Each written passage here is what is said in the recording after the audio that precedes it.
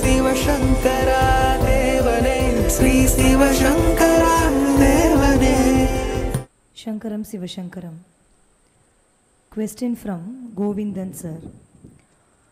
குடி செயல் என்னும் ஒருவருக்கு தெய்வம் மடிதற்று தான் முந்துரும் என்ற குறளை தாங்கள் தங்களது அருளுரைகள் பலவற்றில் மேற்கோள் காட்டி பேசியிருக்கிறீர்கள்.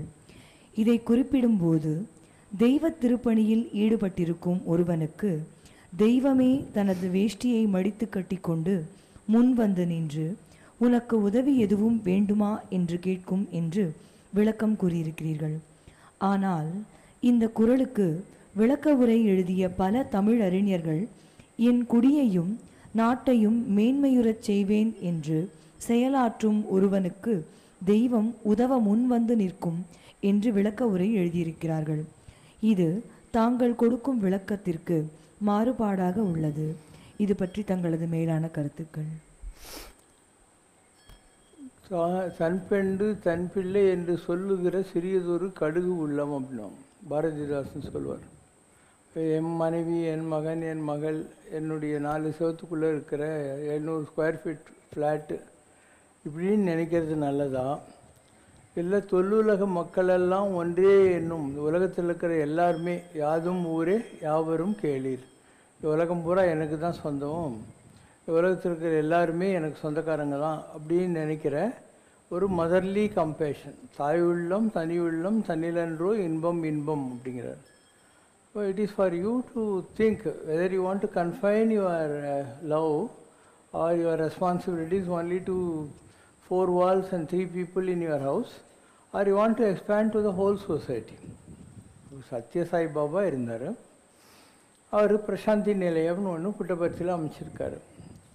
So lot of people use to tell me, நாங்கள் லைஃப்பில் ரிட்டையர்லாம் ஆகிட்டு புட்டபர்த்தியில் போயிட்டு அங்கே உட்காந்துக்க போகிறோம் அப்படின்னு. நான் சொன்னேன், நீ உங்களுக்கு சத்யசாயும் தெரியல, அவருடைய பிரசாந்தி நிலையம் கான்செப்டும் தெரியல. பிரசாந்தின்னா என்ன, உலகம் பூரா அமைதியாக ஆக்கிறது, அதுதான் பிரசாந்தம், சாந்தம் பிரசாந்தம். அப்போ ஒவ்வொரு வீடும் பிரசாந்தி நிலையம் ஆகணும். அதாவது அவர் எப்படி ஒரு கொல்லா கம்யூனிட்டியில் பிறந்து எந்த ஒரு பேக்ரவுண்டும் இல்லாமல் ஒரு 60-65 லட்சம் பேருக்கு நல்ல வழி காட்டினாரோ அந்த மாதிரி நீங்களும் மாறணும். உங்களுடைய ஒவ்வொருத்தருடைய வீடும், உங்களுடைய தெருவும், உங்களுடைய ஊரும், உங்களுடைய நாடும் பிரசாந்தி நிலையமாக மாறணுங்கிறது தான் கன்செப்டு.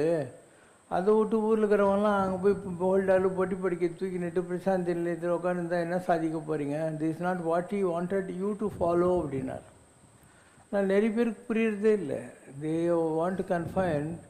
In fact, it is very irresponsible attitude to a social living or society making. இல்லை irresponsible. எங்கேயோ போய் ஒரு இடத்துல எஸ்கேப்பிசம், அது அப்படி இருக்கக்கூடாது. அவங்க என்ன வாழ்க்கையில் கடைப்பிடிக்க சொன்னாங்களோ அதை கடைப்பிடிக்கிறது தான் ஒரு மகானை ஃபாலோ பண்ணுறதுக்கான வழிமுறை. அது விட்டு சும்மா அவருடைய ஃபோட்டோ வச்சுக்கிறது, ஊதுவத்தி காட்டுறது, கற்பூரம் காட்டுறது, உட்காந்து நட்டு சாய்ராம் எழுதுறது, இதெல்லாம் என்ன நடக்க போகுது? ஒன்றுமே இல்லை. You have to follow. அவங்க என்ன தான் சொன்னாங்களோ அதை ஃபாலோ பண்ணுறதுக்கு தான் வாழ்க்கை.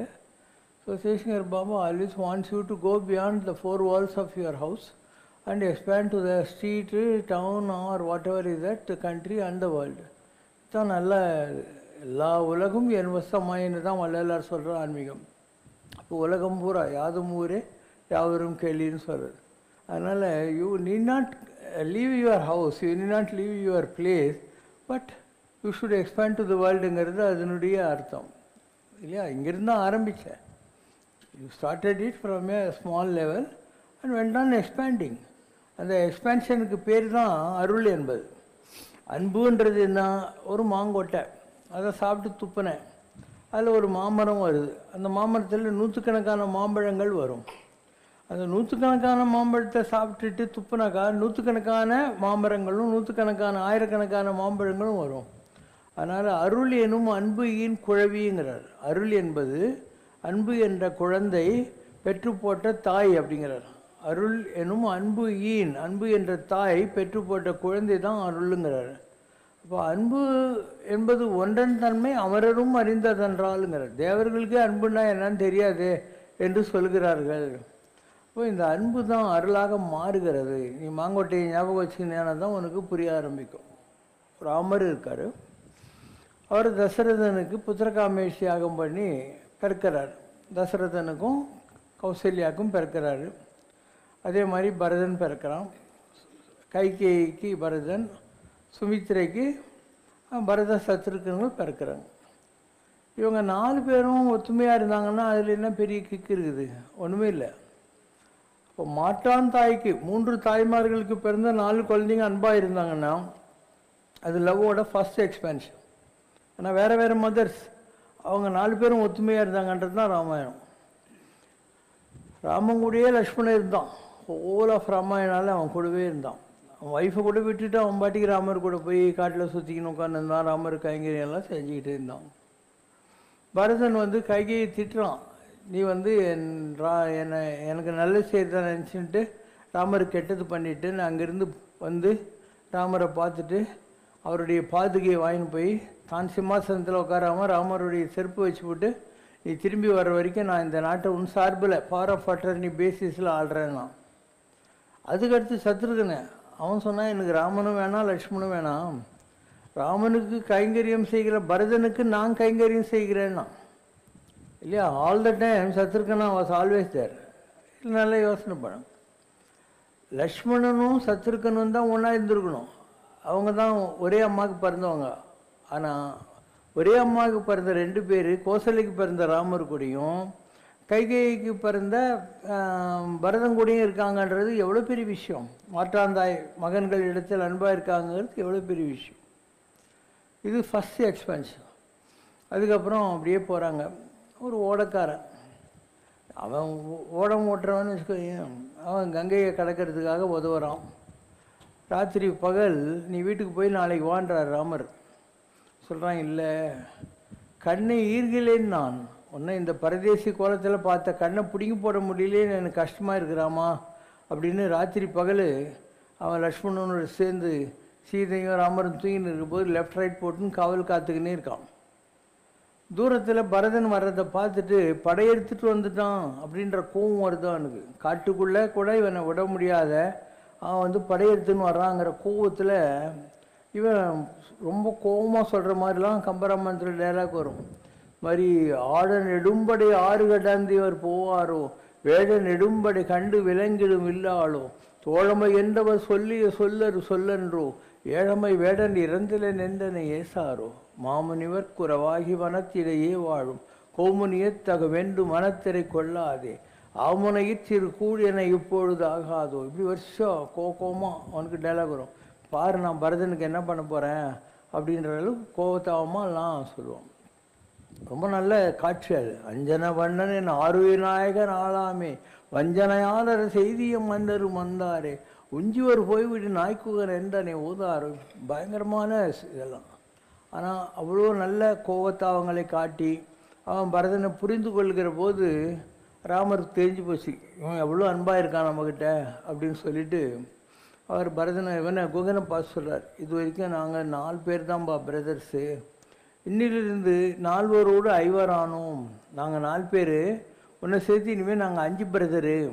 அதோட விடலை, சீதையை காட்டி நன்னுதல் நின் கேள், இந்த அழகிய நெற்றி கொண்ட சீதர்களை உனக்கு அன்னிப்பாம், என் நளிர்கடல் நிலமெல்லாம் உன்னுடையது, எனக்கு என்ன ராஜ்யம் இருக்கோ அதில் உனக்கும் ஒரு ஷேர் நான் கொடுக்குறேன்.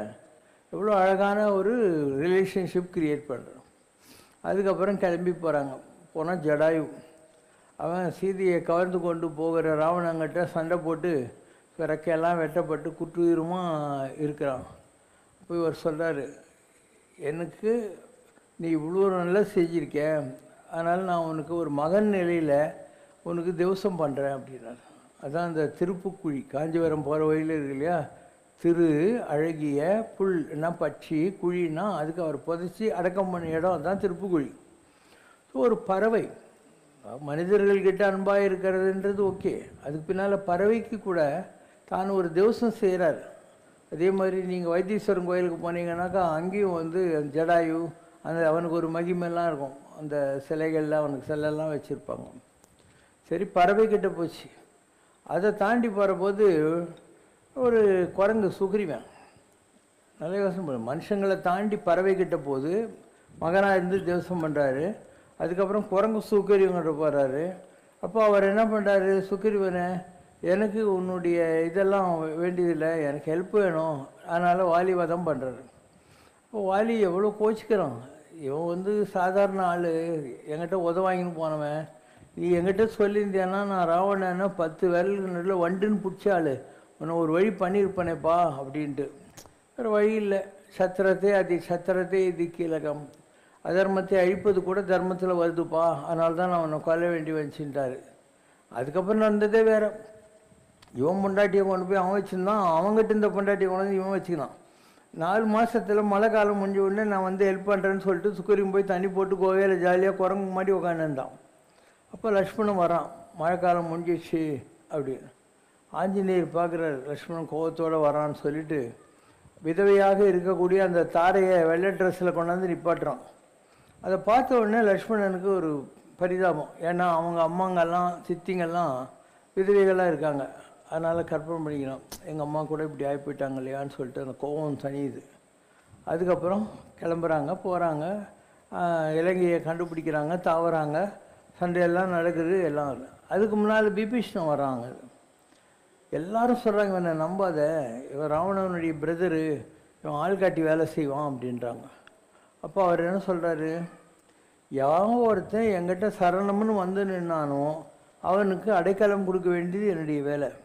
ஏன்னா அவன் வந்து சரணம்னு வந்து சேர்ந்துட்டான், அவன் விரோதியாக இருந்தால் கூட நான் அவனுக்கு அடைக்கலம் கொடுக்கணும் அப்படின்னு சொல்லிட்டு அவனுக்கு ஒரு சேர் போட்டு உட்கார வச்சு, ஒரு நாட்டு மேலே எனக்கு இஷ்டமே கிடையாது, என்னுடைய மனைவியை மீட்கிறதுக்கு நீ உதவி செய்ய போகிற, அதனால் இந்த நாடு உண்டு இதுதான் அப்படின்னு அவனுக்கு பட்டாபிஷேகம் பண்ணான். இன்னும் சண்டைக்கே போகல, அதுக்குள்ளே இலங்கைக்கு சுக்ரீவனை உட்கார வச்சு, இவனை விபீஷணனை உட்கார வச்சு பட்டாபிஷேகம் பண்ணி he proves his intention that he is not aiming for the country called Sri Lanka. அதுக்கப்புறம் அங்கே போகிறாங்க, எல்லாரையும் பார்த்தார் இல்லையா, நான் சொல்லின்னு வந்த ஆள்லாம் பாரு, பிரதரை தாண்டி பறவையை தாண்டிட்டு குரங்கை தாண்டிட்டு எதிரியுடைய ஆள் வர்றான். அதையெல்லாம் பார்த்துக்கிட்டு லாஸ்ட்டில் விரோதி யார், ராவணன், ராமருடைய அத்தனை கஷ்டங்களுக்கும் காரணமாக இருந்தவன், அவன் எல்லா ஆயுதத்தையும் இழந்துட்டு நிற்கிறான், அம்போன்னு நிற்கிறான். அப்போ கூட ராமருக்கு அவங்ககிட்ட கோபம் வரவே இல்லை. இன்று போய் நாளை வா அப்படின்னா, நான் வந்து நீ செய்த தவறை தான் வெறுக்கிறேன், அதனால் இப்போ கூட லேட் ஆகலை, சீதையை கொண்டாந்து என்கிட்ட விட்டுடு, எனக்கு உன் நாட்டில் இன்ட்ரெஸ்ட் இல்லை, நான் பாட்டிக்கு போயின்னு இருக்கிறேன், என் பொண்டாட்டி கூட்டுன்னு சொன்னார். இப்போ இன்று போய் நாளை வா அப்படின்னு சொன்னார். எவ்வளோ நல்ல இதுதான் எக்ஸ்பான்ஷன்ன்றது. ஸோ சம்பூர்ண ராமாயண சினிமாவில் டிகே பகவதின்னு ஒருத்தர், டிகே சண்முகத்தோட பிரதர், அவர் தான் ராவண வேஷம் போட்டார். அந்த சினிமாலேயே 2 பாட்டு ரொம்ப நல்ல பாட்டு. ஒன்று இன்று போய் நாளை வா என்று என்னை ஒரு மனிதனும் சொல்லுவதா அப்படின்னு. இன்று போய் நாளை வா என்னையொரு மனிதனும் புகழுவதோ. பாட்டு எவ்வளோ நல்லா இருக்குது பார்த்தீங்களா. இதெல்லாம் ஓன் வாய்ஸில் அவங்க பாடினது. நீங்கள் முதல்ல வந்த சம்பூர்ண ராமாயணன் சினிமாவை பார்க்கல, நீங்கள் பார்க்குறதெல்லாம் ராமானந்த சாகர், அதுக்கு பின்னால் மற்றவங்கெல்லாம் நடிச்சது. ஒரிஜினல் சம்பூர்ண ராமாயணம் ரொம்ப நல்லாயிருக்கும். அடுத்த வாரம் வேணால் போட சொல்கிறேன், ரொம்பவே நல்லாயிருக்கும். நடித்தவங்கெல்லாம் பிரமாதமாக பண்ணியிருப்பாங்க. அதே மாதிரி இந்த அவங்ககிட்ட சொல்கிறாங்க, நீங்கள் கடவுளையே மயக்கினவங்களே சிவனியை அப்படின்னு ஒவ்வொரு ராகத்தை பற்றியும் ராவணங்கிட்ட கேட்பாங்க. அப்போ அந்தந்த ராகம் என்னன்னு சொல்லி ஒரு பாட்டு இருக்கும்.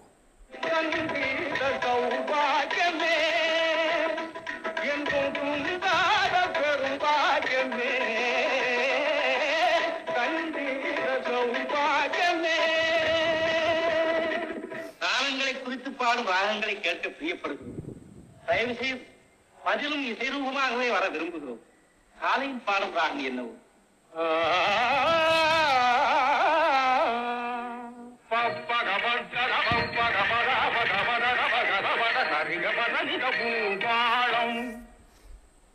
வேளைராகும்.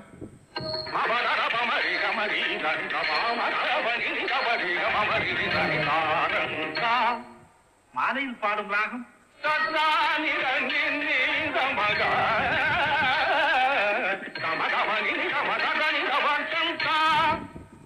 குணங்களை குறிக்கும் ராகங்களை கேட்க விரும்புகிறோம். இறக்கம் பற்றிய ராகம் என்னவோ?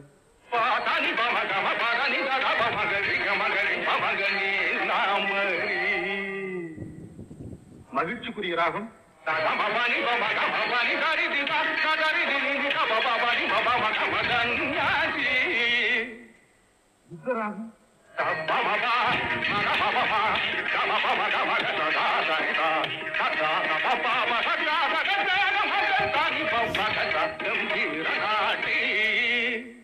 ஆக்களை ஏற்ற பாடும் ராகங்களை கேட்க பிரியப்படுகிறோம். அப்பா, வெண்பா பாடுவது எந்த ராகத்தில் இருக்க வேண்டும்?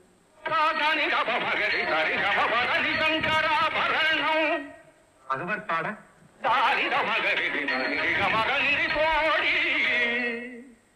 தாழிசைக்கு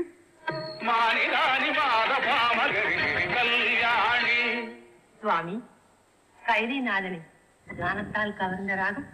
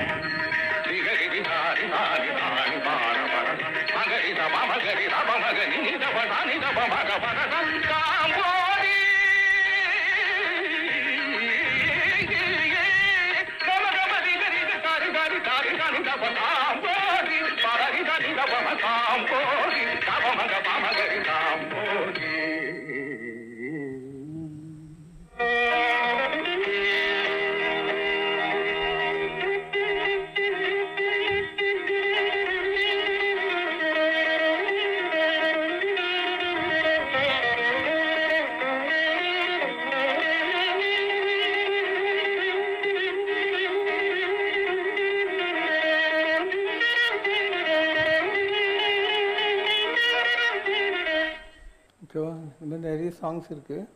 இதெல்லாம் தான் ரொம்ப நல்ல சாங்ஸ். கேள்வி.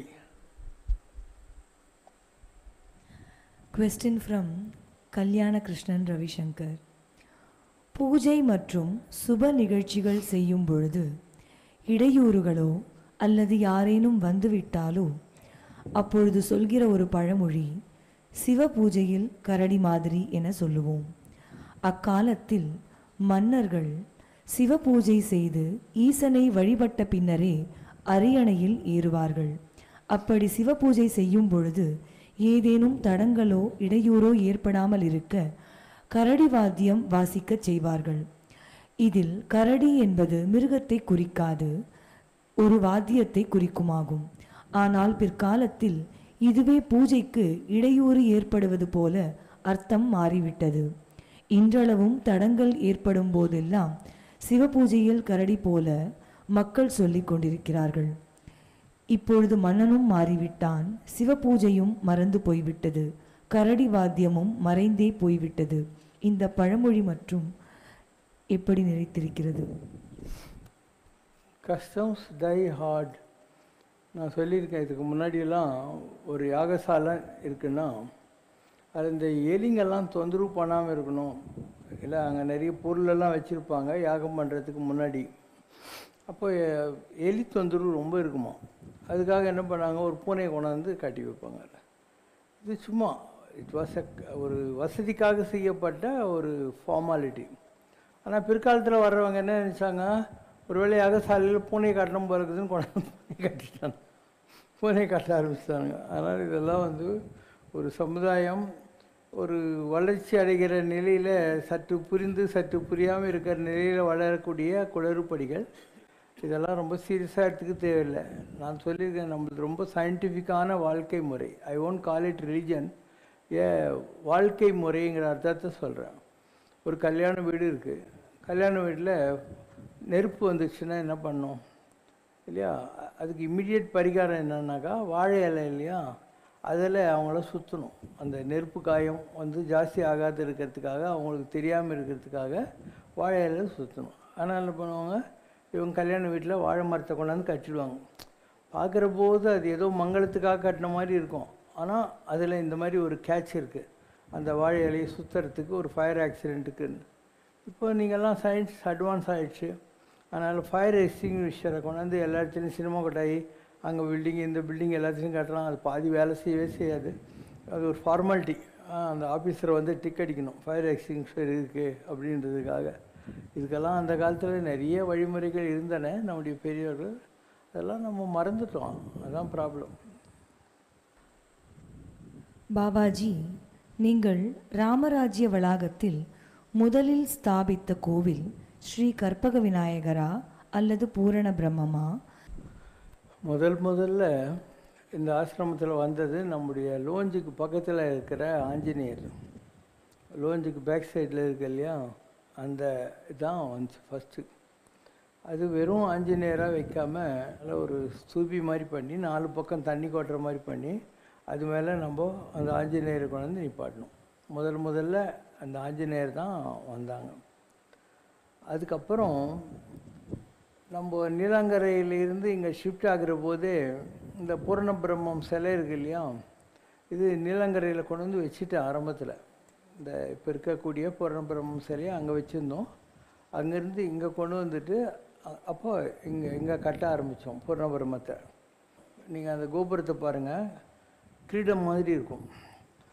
அது எப்படி பண்ணாங்க அப்படின்னா, இந்த தகர டப்பா இல்லையா, ட்ரம்மு, அதை முதல்ல ஒரு 9 வைப்பாங்கன்னு வை.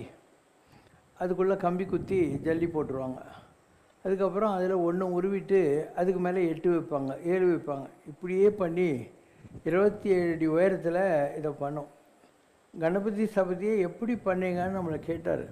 குவாக்கு நம்ம பண்ணது வந்து எந்த சயின்ஸும் கிடையாது, எந்த ஆர்கிடெக்சரும் எந்த இன்ஜினியரிங் கிடையாது, சும்மா தமாஷா பண்ணது. அது நல்லா வந்துச்சு.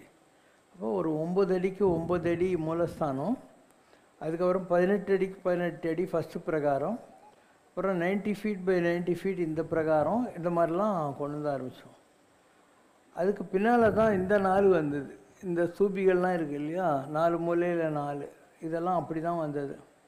அப்போது இந்த மாதிரிலாம் இல்லை. இந்த பில்டிங் வந்து திண்ணை இருந்தது. திண்ணையில் இங்கெல்லாம் வந்து புல் தர வச்சுருந்தோம். அங்கே ஒரு மூலையில் அம்பாள், பிள்ளையார், சிவன், இந்த மாதிரி 4 வச்சுருந்தோம்.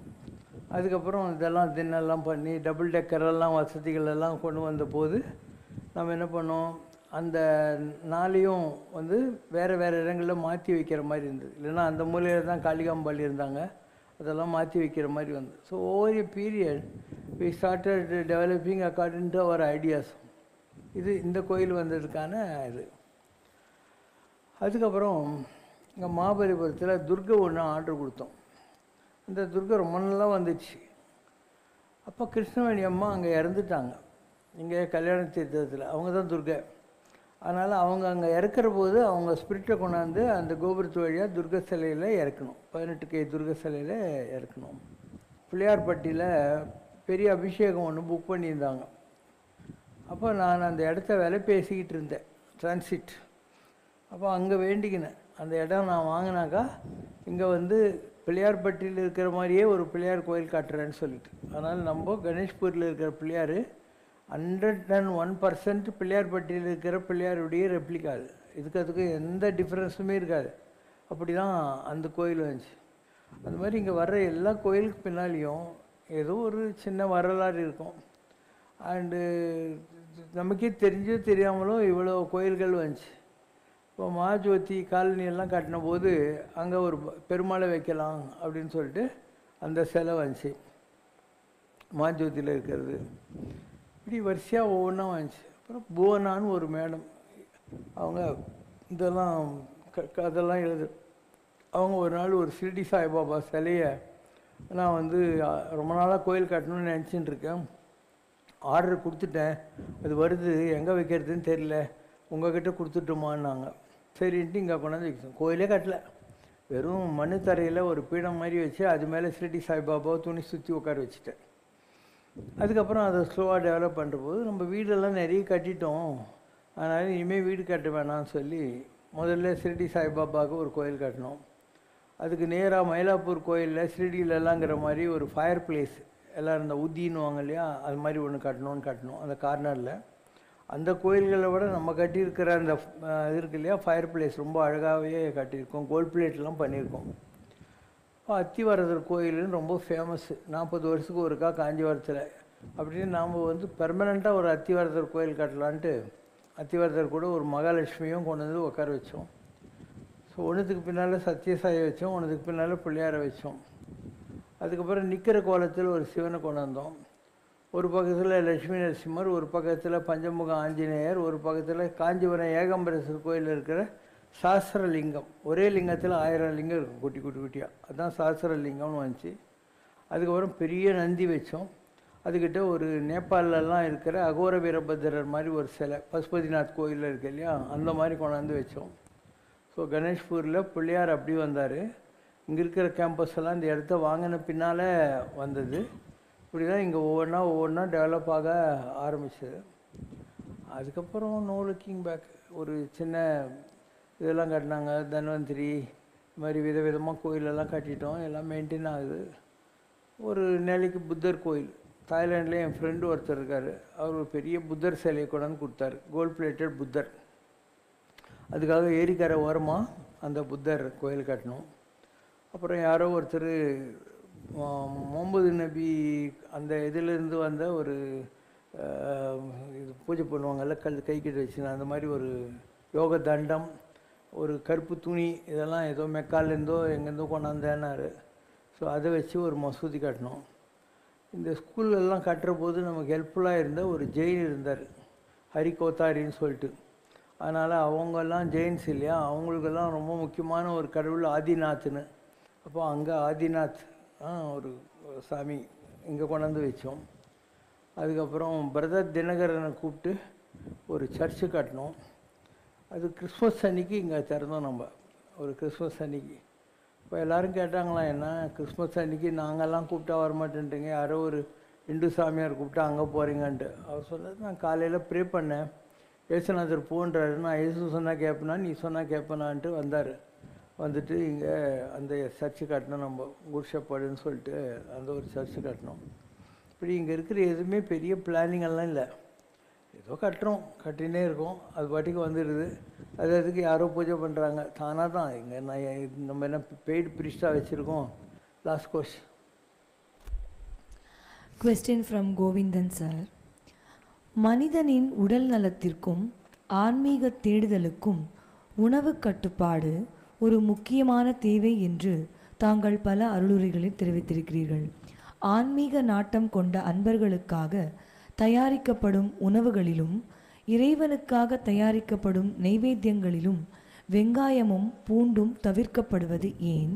அவை எதிர்மறை சக்தி கொண்டவையா? இதெல்லாம் ஒவ்வொருத்தருடைய நோனாவாட்டத்தில் வர்ற விஷயங்கள். ஒரு ஐயர் ஒரு வீட்டில் சாப்பிட உட்காந்தார். சாப்பிட உட்கார்ற போது அந்த வெள்ளி தட்டோ வெள்ளி டம்ளரோ திருடின்னு போகணுன்னு அவருக்கு ஆசை வந்துச்சு. அதை ஒழிச்சு வச்சு எடுத்துன்னு போயிட்டார். அப்புறம் அவங்க கேட்டாங்க, ஏங்க இந்த மாதிரி பண்ணுறீங்கன்னு. அப்போ தான் அவங்க கண்டுபிடிச்சாங்க, அந்த வெள்ளித்தட்டு வெள்ளி டம்ளர் இல்லையா, அது இதுக்கு முன்னால் எங்கேயோ திருடின்னு வந்தது, அது இவங்க வீட்டில் இருந்துருக்குது, அதனால் இவருக்கு அந்த மாதிரி எண்ணம் வந்தது அப்படின்னு. அப்போ நம்ம சாப்பிட்ற பொருள்கள் இதுலேருந்தெல்லாம் கூட நம்ம எண்ணங்கள் மாறும். இப்படியெல்லாம் மாறுதான். நம்ம சாப்பிட்ற பொருள் எல்லாத்துலேயும் எண்ணங்கள் இருக்குது. அந்த எண்ணங்கள் நம்மளையும் அஃபெக்ட் பண்ணும். அதனால் எந்த வம்பும் வேணாம். நமக்கு என்ன கிடைக்குதோ அதை சாப்பிட்டுட்டு இல்லையா, சிம்பிளாக சாப்பிடு. என்ன இருக்கோ கந்தையானாலும் கசக்கி கட்டு, அதை துவைச்சி போட்டுக்கோ. யாராவது கொடுக்குறாங்க அது இதுனா அதெல்லாம் கர்மா தான். யார் என்ன கொடுத்தாலையும் வாங்காத, அதெல்லாம் அவங்களுடைய கர்மா சேர்ந்து தான் உனக்கு வரும். அதனால் இதெல்லாம் ரொம்ப தேவையில்லாத விஷயங்க. அதனால் இந்த பூண்டு இதெல்லாம் என்னென்னா, ஒரு மனுஷனுக்கு கொஞ்சம் இந்த அர்ஜி இருக்கும் இல்லையா, பாடிலி பயாலாஜிக்கல் அர்ஜி, அதை தூண்டி விடுவோன்றதுக்காக கல்யாணம் பண்ணிட்டாங்க. குடும்பம் நடத்துறதுக்கு தான் கல்யாணம் பண்ணியிருக்காங்க. குடும்பம் நடத்தேன், இதுக்கு நீ ஏன் உப்பு புள்ளியெல்லாம் விட்டுவிட்டு உட்காந்துக்கணும். நார்மலாக சாப்பிடு, நார்மலாக இரு. கல்யாணம் ரொம்ப நல்ல விஷயம், குடும்பம் ரொம்ப நல்ல விஷயம், எதையுமே அவாய்ட் பண்ண தேவையில்லை. Don't add anything, don't leave anything. உனக்கு கல்யாணம் ஏற்கனவே ஆகிருக்கா, குடும்பத்தை விடாத.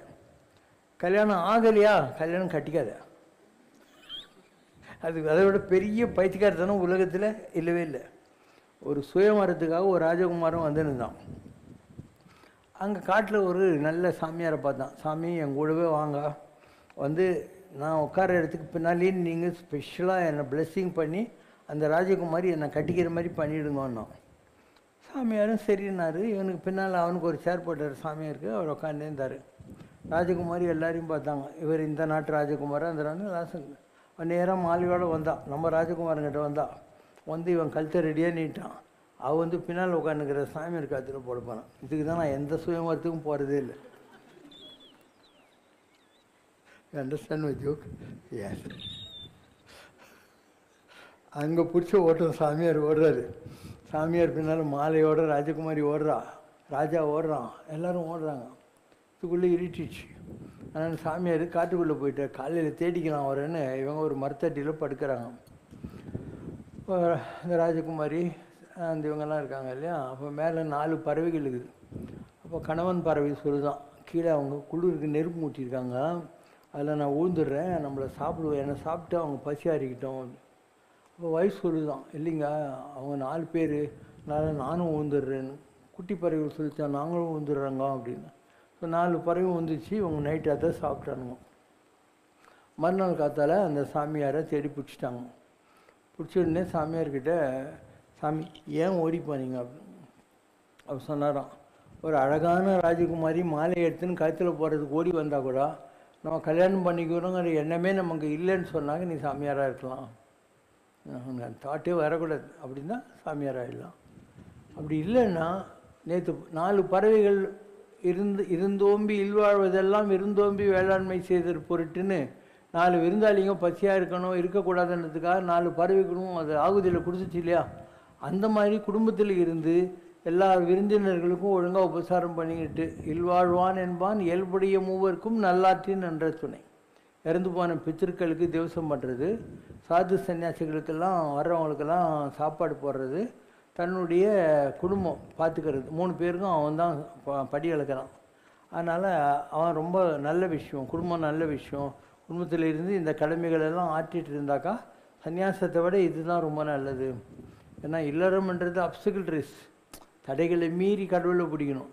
சாமியாருக்கு நாங்கள் இது எல்லா வேலையும் விட்டு உக்காந்துக்கிறான். அதனால் அதை விட இதுக்கு தான் வெயிட்டேஜ் ஜாஸ்தி அப்படிங்கிற வார்த்தையை அவர் சொல்லுவார். அதனால் குடும்பம் நல்ல விஷயந்தான்.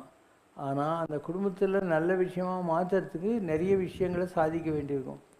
ஒன்று, மனைவி நம்ம நினைக்கிற மாதிரி இருக்கணும் இல்லையா, எப்படியெல்லாம் இருக்கணும்னு திருவள்ளூர் பொண்டாட்டி சொன்னாலாம்.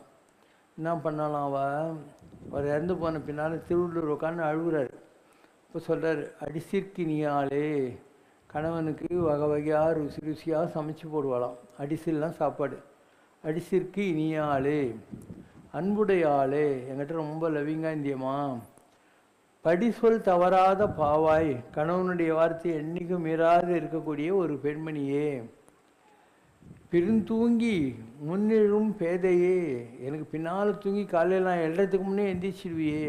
இப்போ அடிச்சிருக்கினியாலே அன்புடையாளே, படிசொல் தவறாத பாவாய், பின் தூங்கி முன்னெழும் பேதையே, நீ போதியோ உன் தூங்கும் என் கண்ணீரா. உன் கண்ணு தூங்கிடுச்சுமா, செத்து போயிட்ட, இனிமேல் என் கண் தூங்காது அப்படின்னு வள்ளுவர் அழுகுறாராம்.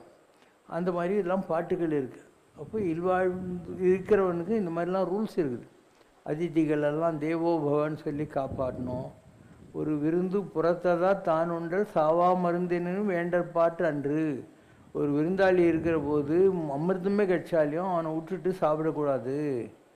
செல்விருந்து ஓம்பி வருவிருந்து பார்த்திருப்பான் நல்விருந்து வானத்தவருக்கு. இப்போ தான் ஒரு விருந்தாளி போகிறான், அடுத்த விருந்தாளி வரமாட்டானான்னு இருந்தால் அவன்தான் தேவர்களுக்கு உகப்பானவன். இந்த மாதிரி இந்த விருந்தோம்பலை பற்றி நிறைய விஷயங்கள்லாம் இருக்குது.